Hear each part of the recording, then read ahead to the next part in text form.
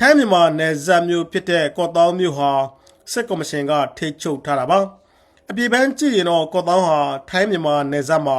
တိုက်ပွဲတန်တွေတိတ်ဆိတ်ပြီးအိတ်ချမ်းနေတဲ့မြို့လေးတစ်မြို့လို့ထင်ရပါတယ်ဒါပေမဲ့အဲ့ဒီအိတ်ချမ်းချင်းရဲ့အောက်မှာမြို့ခံတွေမြို့သိမ်းထားရတဲ့အပူလုံးကြီးရှိနေပါတယ်အဲ့ဒါကတော့လူမသိသူမသိအာရမစမှုထမ်းဆုဆောင်ခံနေရတာပါပဲ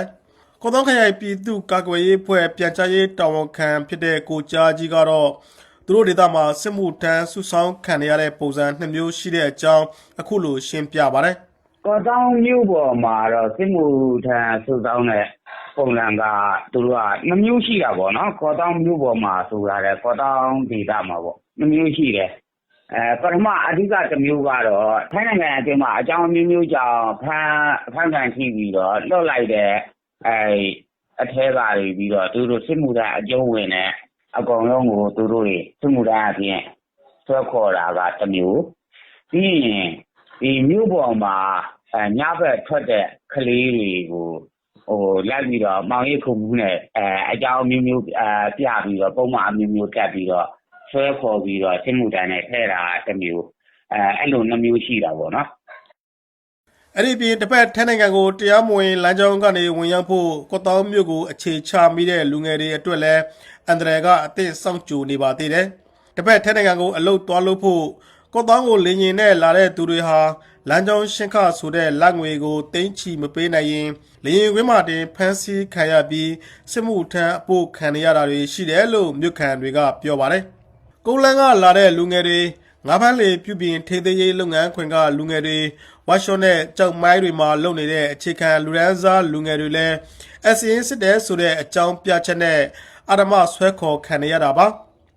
ငွေကြေးတက်နိုင်တဲ့သူတွေကတော့သိန်းဆယ်ချီရာချီပေးပြီးသားသမီးတွေကိုပြန်ရွေးနေကြပေမဲ့လက်လို့လက်စားမိသားစုတွေကတော့ငွေမပေးနိုင်လို့လူထက်ပေးလိုက်ရတဲ့အဖြစ်ဆိုးတွေနဲ့ကြုံနေကြရပါတယ်ဒါတွေမကသေးပဲအိမ်တော်စုအလိုက်စစ်မှုထမ်းခြင်းဆိုပြီးကြက်3ချီအမြဲတမ်းပေးဆောင်နေရတဲ့ဝန်ထိုးဝန်ဘိုးကလည်းရှိနေပါသေးတယ်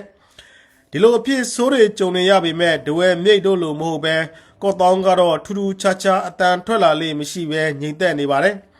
ဒါဟာမြို့ကတွေစစ်အေးလို့မဟုတ်ပါဘူးစစ်ကော်မရှင်ကအကြောက်တရားကိုအကြီးကျယ်ရိတ်သွင်းထားလို့တရင်ချက်လက်တွေအပြင်မထွက်ရကြတာလို့မြို့ခံမြို့သမီးတဦးကဆိုပါတယ်လူတွေကကော့တောင်းဆိုရင်အရန်အေးချမ်းနဲ့ဆိုပြီးပြောကြတယ်တကယ်တော့ကျမတို့မြို့မှာတိုက်ပွဲတွေမရှိတော့ပြေးရွလာရတာမရှိတာတခုပဲ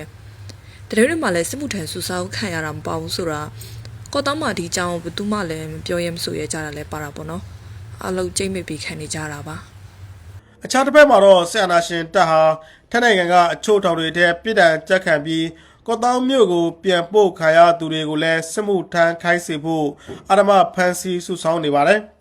ပြီးခဲ့တဲ့2025ခုနှစ်တစ်နှစ်တည်းမှာထိုင်းကနေကော့သောင်းဘက်ကိုပြန်လွှဲခံရတဲ့မြန်မာနိုင်ငံသား2000ကျော်ရှိပါတယ်ပြည်တံကြက်ခံပြီးဖြစ်တဲ့မြန်မာလူသမားတွေကိုလစဉ်ကော့သောင်းကိုပြန်လွှဲလေးရှိပြီးတကြိလွှဲတိုင်းအဲ့ဒီထက်ကမြန်မာနိုင်ငံသား10ဦးလောက်စစ်မှုထမ်းအာရမစုဆောင်းခံရလေးရှိတယ်လို့ရနောင်းမြို့အခြေဆိုင်ရွှေပြောင်းလူသမားအရေးကူညီပေးနေသူကိုသားကျော်ကပြောပါတယ်ဘုံမပြီးမနေမလုံချုံလို့ထေပြလာတဲ့လူသမားလေးလူတွေကြတော့သူတို့ပြတ်မှာပို့တရားအဲ့ဒါလေးပဲပြောချင်တယ်ဘာဖြစ်လို့ပြတ်ဖို့တဲ့ဟာဘုံမနေရမှာကြောက်လို့ပြေးလာပါစုမှာအဲ့ပြတ်ဖို့ဆိုတော့ရတူလေတဲ့ပြတ်အဲ့လိုဖြစ်နေတယ်နော်ထိုင်းနိုင်ငံနဲ့ပါချံမြစ်တစ်ခုသာခြားတဲ့ကော့သောင်းမြို့နယ်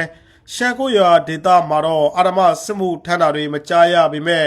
အဲ့ဒီဒေသမှာတော့တိုက်ပွဲတွေပိခတ်တပ်ဖြတ်မှုတွေမကြာခဏကြုံရလေရှိတယ်လို့ဆိုပါတယ်